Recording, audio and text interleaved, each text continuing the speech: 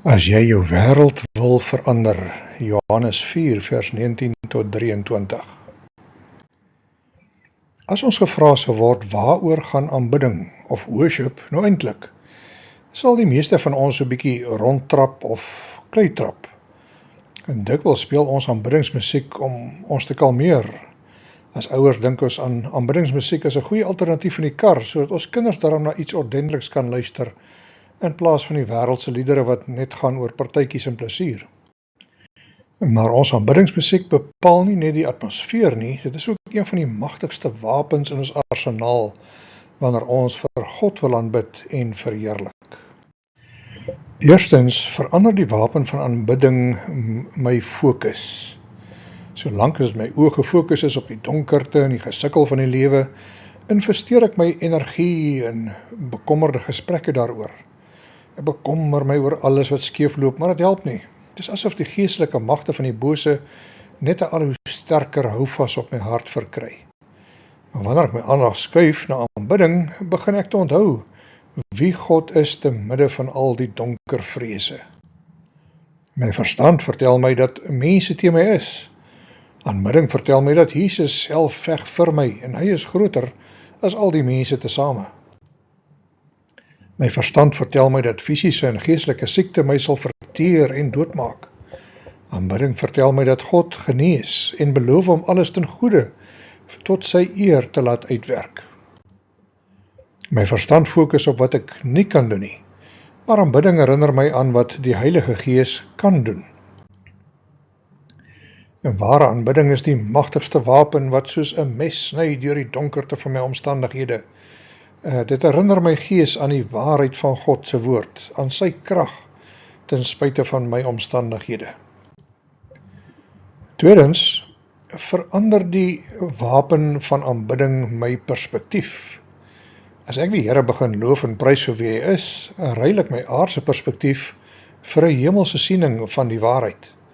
'n Mens se fokus en persepsie verander, want dikwels bevraagteken my perspektief my hierwees op aarde. Selfs wanneer ek op 'n laagtepunt is waar dit voel of die dood op my is, kan ek sing, heilig, heilig, heilig is die Here. Dit moes redelik hopeloos gelyk het toe Jesus aan die kruis gehang het.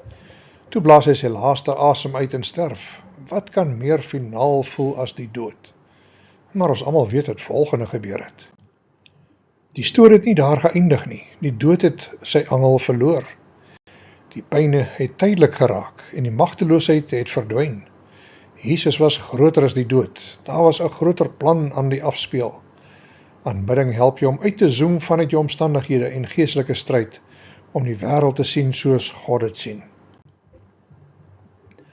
Derdens, die wapen van aanbidding verander jou omstandighede. Wanneer ons lof en aanbiddingsliedere sing en skrif hardop uitspreek, verkondig ons waarheid, wat die leuns van die vyand in die kiem smoor. Die dinge van hierdie wêreld sal verbygaan, maar die woord van God sal vir ewig bly staan, sê Jesaja. God het beloof dat sy woord nie leeg na hom toe sal terugkeer nie, maar dit sal bereik waarvoor hy dit gestuur het. Gebruik die woord van God as 'n magtige wapen wanneer jy aanbidding doen, want God se woord verander die uitkoms van die geveg. Ons lees van so 'n geleentheid in die tyd van koning Josafat in 2 Kronieke 20. Sy land is ingeval met 'n oorweldigende mag en hy het geen hoop oorgehad nie. Maar die koning kies toe om sy fokus na God te draai en hom te aanbid, in plaas van om paniekerig weg te kruip. In die volgende oggend het hulle alles reg gekry en na die woestyn in die omgewing van Tekoa vertrek. Terwyl hulle op pad was, het Josafat hulle gestop en gesê, luister na my mense van Juda en Jerusalem. As julle in die Here julle God glo, sal julle sterk kan staan. As julle in sy boodskappers glo, sal julle sukses behaal. Daarna het hy met die leiers gesels en hulle het besluit om sangers voor die leer te laat uitloop. Die sangers moes die Here loof met die woorde, loof die Here, aan sy liefde is daar geen einde nie. Hulle het die Here geloof en aanbid en hulle omstandighede het radikaal verander. Die teenwoordigheid van God het vooruitgegaan, voor die lofsange van sy volk, om die oorlog te gaan wen vir Josafat, selfs nog voor hulle daar sou aankom. Dit is die krag van aanbidding en lofprysing. Vierens, die wapen van aanbidding verander jou vyand se posisie. Aanbidding verdryf die duiwel. Dit maak hom vreesbevange as God se kinders begin om op God te fokus. En deur aanbidding nooi jy die teenwoordigheid van God in jou omstandighede in. En wanneer God daar is, het die duiwel geen keuse nie, hy moet vlug. Jakobus 4 sê, onderwerp julle dus aan God, weerstaan die duiwel, dan sal hy van julle af wegvlug. En Tozer het raak opgesom, I'm not afraid of the devil. The devil can handle me, but he can't handle the one to whom I'm joined. He can't handle the one to whom I'm united. He can't handle the one whose nature dwells in my nature. Psalm 22 sê, U is tog die heilige, U heers waar die lofliedere van Israel opklink. Moenie vergeet wat eendag in die hemelse koninkryk van God gaan gebeur nie. Daar sal dit 'n ewige lofprysing en aanbidding wees waarin God groot gemaak sal word. As die aanbidding van God deur sang jou verveel, is jy dalk nog nie gereed vir die hemel nie.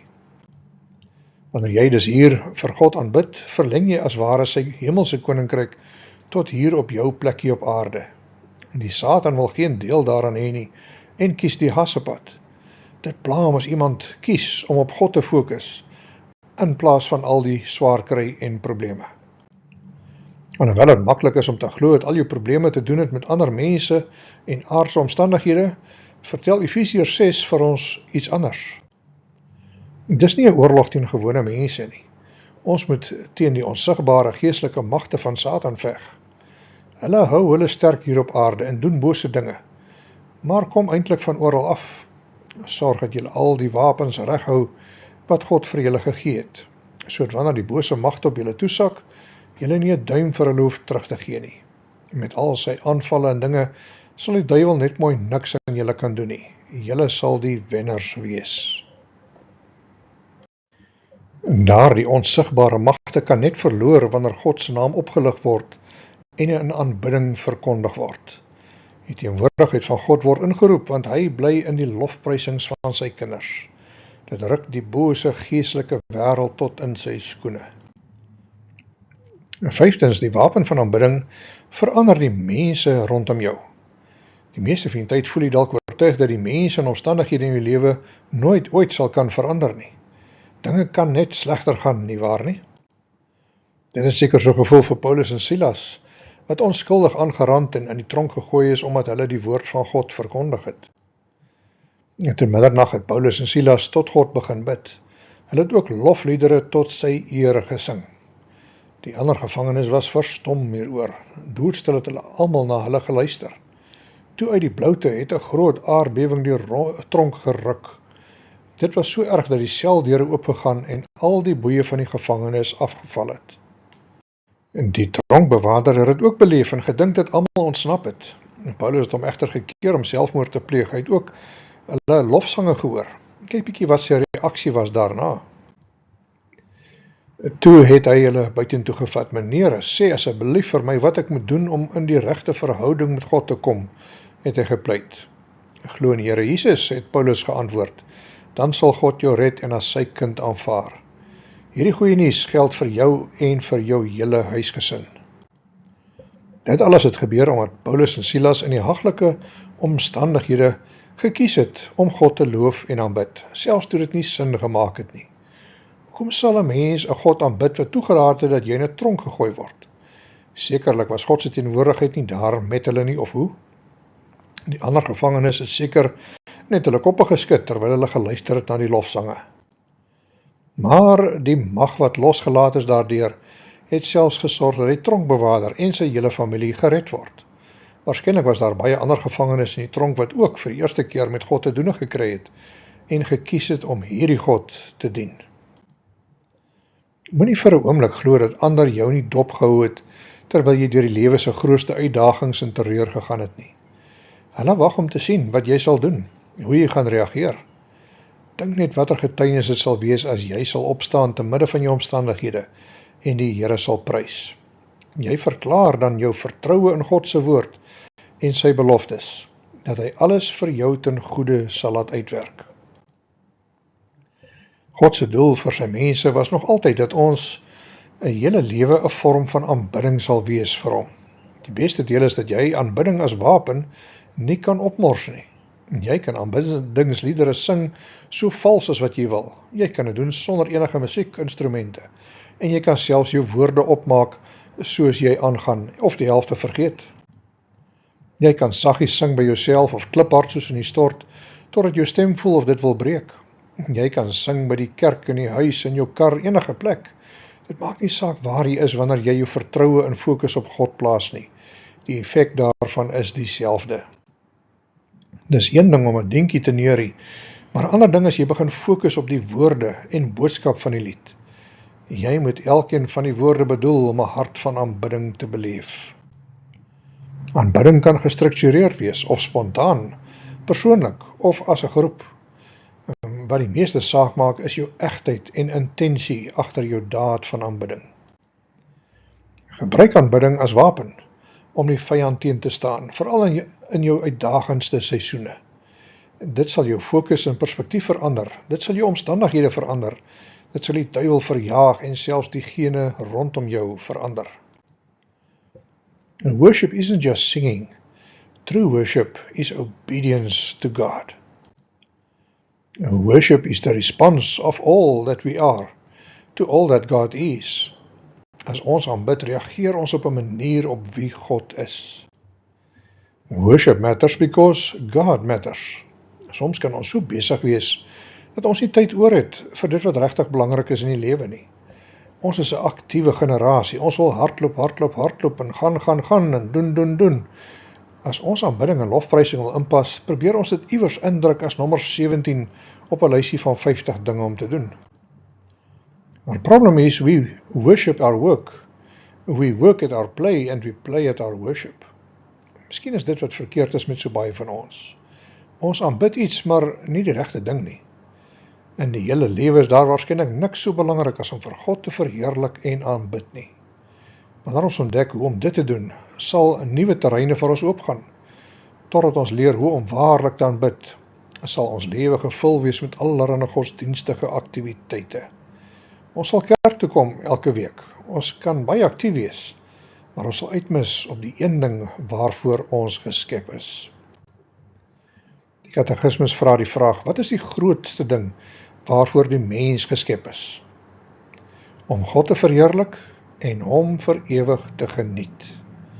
Ons is geskep om God te verheerlik in alles, wat beteken dat die hele doel van ons lewe behoort te draai om die gedagte om vir God met ons lewe te vereer. Dis waaroor aanbidding gaan. Worship means to declare God's worth. Aanbidding beteken om vir die wêreld te vertel hoe groot en waardig jou God is. Dit is om vir God die eer te gee wat hom toekom. Vergeet maar daarvan dat lofprysing en aanbidding iets is wat jy vir 'n kwartier lank sal doen tydens 'n kerkdiens op 'n naweek. Wat in die kerk gebeur is die gesamentlike respons van die hele liggaam van Christus. Maar die eintlike aanbidding van God het te doen met wat jy doen met die res van jou lewe, 7 dae 'n week. Ons ken die storie van Jesus wat die Samaritaanse vrou by die put ontmoet het. In daardie tyd was daar allerlei negatiewe gevoelens tussen die Jode en die Samaritane. Die Jode het nie van die Samaritane gehou nie, en die Samaritane het nie van die Jode gehou nie. Dit was 'n geografiese saak, 'n etniese saak, 'n rasse saak. Die Samaritaanse vrou is die perfekte prentjie van 'n honger, dors, verwarde, sondebelaaide soeker, wat gehoop het om antwoorde te vind op die probleme van die lewe. Eendag toe sy gaan water haal, kom sy af op die gewer van lewende water. Ons lees 'n klein stukkie van 'n lang gesprek wat Jesus met haar gehad het. Meneer, jy is so ware profeet, kom sê my 'n bietjie. Ons voorvaders het God op hierdie berg aanbid. En julle Jode sê weer dat Jerusalem die regte plek is om God te aanbid. Wat sê jy daarvan? Vra sy. En mevrou, sê Jesus, dit is nie meer lank nie, dan gaan julle die Vader nie meer hier op hierdie berg of in Jerusalem aanbid nie. Hierdie woorde van Jesus was revolusionêr gewees. Aanbidding in die Christelike gemeenskap is nie 'n geografiese ding nie. Jy kan hom aanbid ter enige tyd, enige plek. Dit beteken dat dit nie afhang van 'n sekere gebou soos 'n kerk nie. of 'n sekere tyd van die dag nie, of 'n sekere orde waarin dinge gebeur nie, of 'n sekere manier waarop jy dan aantrek en optree nie. Dit het niks te doen met daardie uiterlike dinge nie. En wat is dan die heel belangrikste? Jesus gee die antwoord. Tye verander. Hulle sal nou op enige plek met God kan praat, net solank hulle dit opreg met die hulp van die Heilige Gees doen. Die Vader self het besluit dat dit so moet wees. Immers, God is Gees. Daarom is dit verstaanbaar en nodig dat die Heilige Gees die gelowiges moet help om hom opreg te dien soos hy daarvan hou. We are made to worship. If we don't worship God, we'll find something else to worship. Ons dink gewoonlik dat God niks nodig het nie, maar hierdie gedeelte skep die idee dat God op soek is na mense op aarde wat hom sal aanbid. Miskien verduidelik dit hoekom so baie mense vandag ongelukkig is. Hulle is besig om die verkeerde dinge te aanbid en na te jaag. Augustinus het geskryf: O Here, U het ons vir U self gemaak en ons harte is rusteloos totdat dit rus vind in U. Ons almal het al gehoor van die godgrootte vakuum in ons menslike hart. As ons nie daar die godgrootte vakuum vul met God nie, sal ons aanhou soek na ander goeders om dit mee te vul. God is op soek na ware aanbidders wat hom kan verheerlik. Ons is gemaak om God te verheerlik. Daarom is dit die enigste ding wat ons ten volle kan bevredig en volmaak. Jy aanbid nie deur kerk toe te kom nie, want aanbidding is baie meer as net om 'n kerk by te woon. Om God met jou gees te aanbid of te verheerlik beteken om jou hart se volle aandag na God toe te draai. As jy vir hom wil aanbid terwyl jou aandag verdeeld is, sal dit maar net 'n uiterlike ritueel wees, maar nie ware aanbidding nie. Spurgeon het sy luisteraars gewaarsku omtrent die gevaar om kerk toe te kom sonder dat jou hart betrokke is in die aanbidding van God. Weet dat as jou hart nie in die aanbidding van God is nie, kon jy maar net sowel tuis gebly het. Het is beter vir jou om hier in die kerk te wees vir ander redes, maar as jou hart nie gaan oor aanbidding en verheerliking van God nie, kan jy maar net sowel in die bed gebly het. God ondersoek die hart. Dis waar ware aanbidding begin. Wanneer jy God aanbid vanuit jou hart en dit regkry om die waarheid soos dit geopenbaar is deur Jesus daarby te voeg, dan is jy besig om God se hart bly te maak. So hoe kry mens dit reg? Wat kan ek doen om lofprysing en aanbidding die nommer 1 prioriteit in my lewe te maak?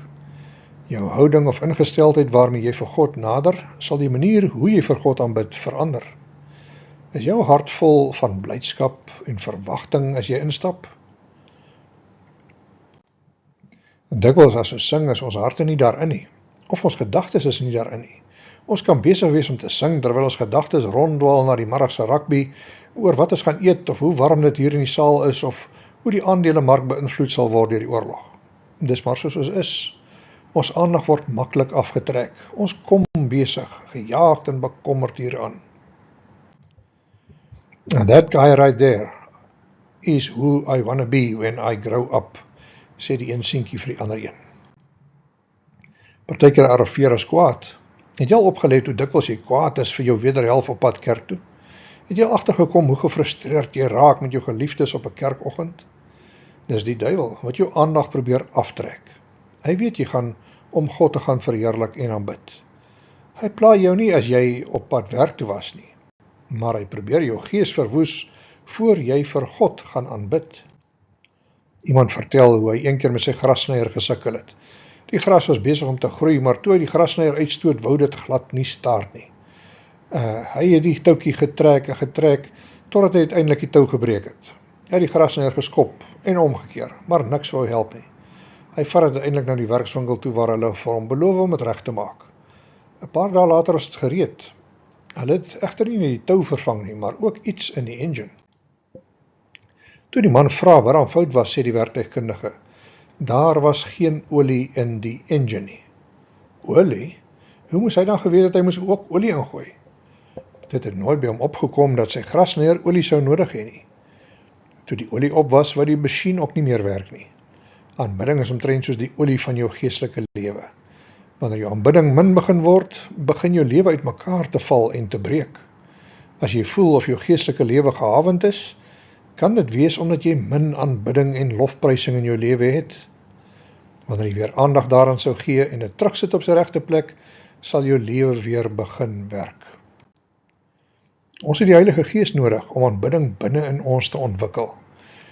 Miskien moet ons elke dag bid, Here, leer my om U waarlik te aanbid. Maak die oë van my hart oop, sodat ek in gees en in waarheid kan aanbid. Bring my tot stilstand, sodat ek weer tyd sal hê om vir U te aanbid. Here, ons staan maar nog in ons kinderskoene, as dit oor ons verheerliking van U gaan. Ons is almal mense wat nog leer daarvan tydens hierdie pelgrimstog op aarde. Leer vir ons wat dit beteken om U in gees en in waarheid te aanbid. Leer vir ons om U ten volle lief te hê, sodat ons nie anders kan as om vir U te bewonder nie. Maak ons mense wat U sal verheerlik en sal prys. Ons bid dit in Jesus se naam. Amen.